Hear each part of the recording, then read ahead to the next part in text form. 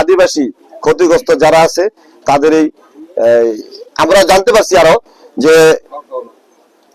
জানতে পারছি যে আমাদের এই শহরে দ্রুত সময়ের ভিতরে আমাদের যে এখানে আপনারা দেখেন দূর থেকে এনে লাস্ট টাচ ফেলে দিয়ে চলে যায়। আমাদের এখানে লাইটের সমস্যা, অন্ধকার হয়ে যায়, ঝড় জঙ্গল হয়ে আছে, সেইগুলা অতি দ্রুত সময়ের ভিতরে পরিষ্কার পরিচ্ছন্ন করে শহরকে শহরে রূপান্তরিত করার জন্য বিনীতভাবে আমি ঊর্ধ্বতন কর্তৃপক্ষ যারা সরকারি নিয়োজিত আছে, এইখানে দায়িত্বে আছে, তাদের কাছে অনুরোধ করব যাতে শহরকে দ্রুত সময়ের ভিতরে একটি উন্নত শহর রূপ। সেই স্কুলের মাঠে একটা বিশাল জনসভা হয়েছিল, তখন সেখানে বলেছিল যে এটা একটা আধুনিক শহর হবে, এই শহরের জন্য আপনারা জমি দেন, আপনাদের সহযোগিতা করা হবে। সেই সুবাদে আমাদের দেশের মানুষ 70,000 জনগণ এই শহরকে জমি দিয়েছিল যে শহরটা আধুনিকরণ করার জন্য।